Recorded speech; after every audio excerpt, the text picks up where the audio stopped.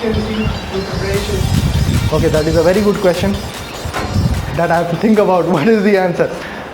Consistency, see, first of all, you will have to understand that you cannot have perfect consistency.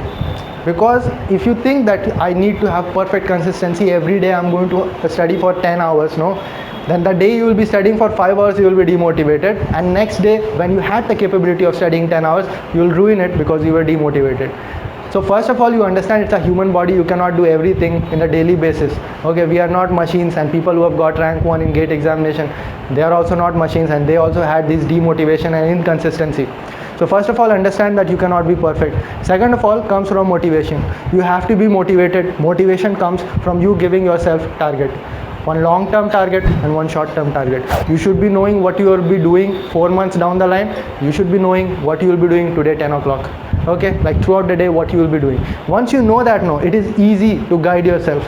You should understand what you have to do. Otherwise your mind is very imaginative. It can go anywhere, and it can be distracted very easily. So if you like things we forget, right? For example, you had to do something. If you forget, no, then later you will be reminded of it, and now you do not have time. So if you do everything planned, no. Now I've been planning things for the last 4 or 5 years. Planning meaning strategically. I'm writing things down that what I'll be doing, and still I found out that sometimes I could have planned better. For example, this seminar, Chennai seminar, could have been planned in a better manner, or I could have adjusted a Hyderabad seminar because I'm coming here on work purpose.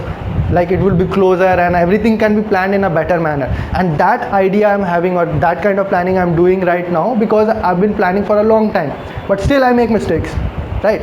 And if you start planning today, no, I guarantee that you will be making mistakes. But how you'll improve over time is by consistently planning, and planning will bring consistency to you. So always have a long-term plan and a short-term plan. Long-term plan will give you motivation that you know what you're going to do. I see so many students, no, they are so much depressed, no, that they do not want to open their book. They are terrified of doing that, even though they know that this is the only thing that is going to help them. But they do not know how it is going to work out. They do not think that this is going to help them. Why? Because they do not have a plan. They see a book, they do not know when they are going to complete it. They see a test series, they do not know how to appear for it. And that you can only do by planning properly. Take out a calendar and then plan properly how you are going to do things. That is long-term planning. And then you take like a microscope on it and focus on just 1 week, and then understand what you're going to do for this 1 week, and then take another microscope. Okay, what are those, TSC and SEM on all those microscopes? Okay, that kind, like super focus on 1 day. What are you going to do today? Like today I'm going to revise strength of material, because 1 week down the line I have to give a test series, subject wise test series. So today I'll start revising strength of material, then in 1 week it will be over. Then I'll be giving a test series. But I cannot do only strength of material. I have to do something else. I have some other work. These people are working, so they have to adjust accordingly. That 8 hours I cannot study. Then I'm having this much hour. Okay, I'm having only 4 hours. Let's churn the maximum out of those 4 hours and invest my time properly into what I really want to do. And then think that this 4 hours, okay, 2 hours I can invest in studying strength of material. 2 more hours I will invest in revising something else, maybe fluid mechanics that I studied, so that I do not forget it. Go through the cyclic revision videos that I made, parallel revision videos. Those are made by experience. That is, like, I made a lot of mistakes when I was preparing. No, I finally figured out that this is how you should be revising. I have a terrible memory. I cannot remember the route that I came here. It is very difficult. Like, some people have terrible memory, some people have good memory. That is why I had to rely on memory palace and all these things, and proper revision strategy, so that I do not forget these formulas, because you know how important formulas are for GATE examination. That problem, I'm sure that 60% of you people are having, that you are having terrible memory. But there is always a way out. You are having terrible memory, you are having excellent something else. So use that excellent something else. Maybe you are very intellectual, maybe you see problems very fast, maybe you do numerical solving very fast, but you are only lacking in remembering formulas. Then you have to work on your weaknesses also, no, and that will come by revising properly. Okay, आते हैं हम continuity पे. ये काफ़ी दिन से topic चल रहा है, बहुत लोग पूछ रहे हैं, वीडियो बना नहीं पाया, और कल दिल्ली सेमिनार में डिस्कस हो नहीं पाया, तो कम से कम तुम लोग का डिस्कस कर देते हैं, तो ठीक है. क्या होता क्या है तुम्हारे साथ कि तुम ऐसे पढ़ते रहते हो, कुछ दिन तुम्हारा एफिशिएंसी बहुत अच्छा रहता है, उसके बाद धीरे धीरे छूट जाता है, ठीक। तो जो लोग के साथ भी ऐसा हो रहा है, एक बार खुद से पूछना कि क्या तुम्हारे पास एक लॉन्ग टर्म गोल है, एक लॉन्ग टर्म प्लान है। अगर है तो ठीक है, फिर पूछो कि क्या तुम्हारे पास शॉर्ट टर्म प्लान है। जैसे तुम देखोगे मंडे से लेके संडे तक बीच में 7 दिन आए, तुम देखोगे बहुत पढ़ा, फिर ऐसा हुआ, फिर ऐसा हुआ, यही प्रॉब्लम है, ठीक है।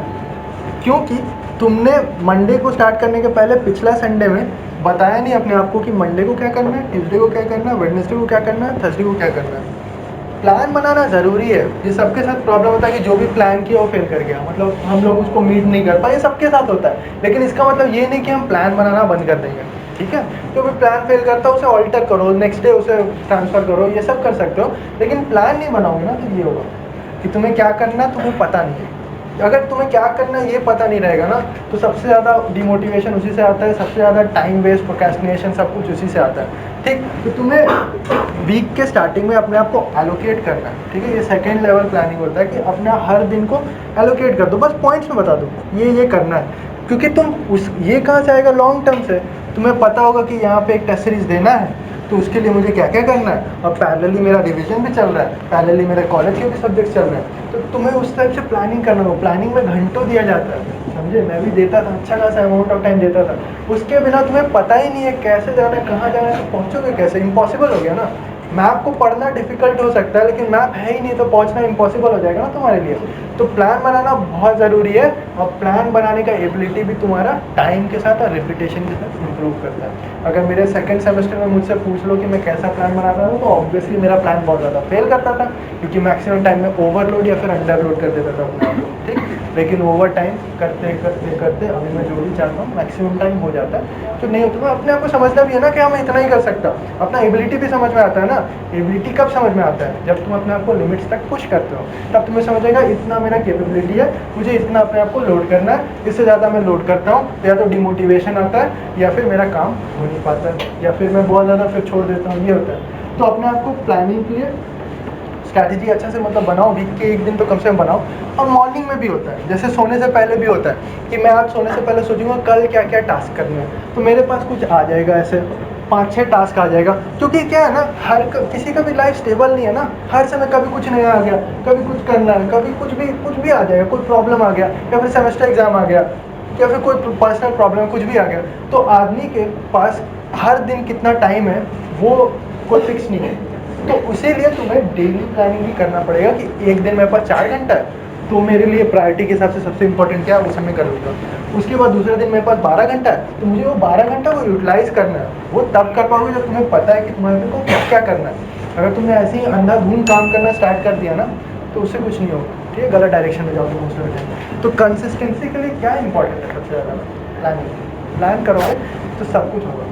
इवन तुम्हारा मोटिवेशन जाने का भी यही रीज़न होता है कि तुम्हारे पास कोई प्लान नहीं है, तुम्हारे पास एक पिक्चर नहीं है कि तुम्हें कहाँ पहुँचना है, कैसे पहुँचना है, कुछ भी नहीं पता, तो तुम्हारे को कैसे आएगा मोटिवेशन कि मुझे ये करना है। समझ में आया? ऐसा कोई चीज़ बहुत डिफिकल्ट या किसी के लिए कोई चीज़ डिफरेंट या इजी नहीं होता, सबके लिए चीज़ बराबर है। कुछ लोग एकदम स्ट्रैटेजिकल और चैनलाइज वे में चलते हैं, तो हमेशा मैं आप देखोगे ये तो बंदा हमेशा मोटिवेटेड रहता है, क्योंकि मेरे पास हमेशा प्लान रहता है। मुझे कल क्या करना है मुझे पता है, मुझे कौन कौन सा वीडियो अपलोड करना है अगले एक सप्ताह में मुझे पता है, और मुझे गेट के बाद क्या करना है तुम लोग का वो भी पता है मुझे, ठीक। क्योंकि मेरे पास लॉन्ग टर्म प्लान भी है, इस वीक का प्लान भी है, और आज का मुझे क्या क्या करना था वो भी पता था, इसलिए सब कुछ अच्छा से एग्जीक्यूट हुआ, ठीक है। कंसिस्टेंसी रिलेटेड और कुछ ऐसा कि मतलब ये पूरा अप्लाई किए फिर भी मेरे से नहीं हुआ, बताओ कुछ और ऐसा प्रॉब्लम। क्योंकि जिसके पास भी कंसिस्टेंसी का प्रॉब्लम था ये नहीं किया होगा, करके देखो।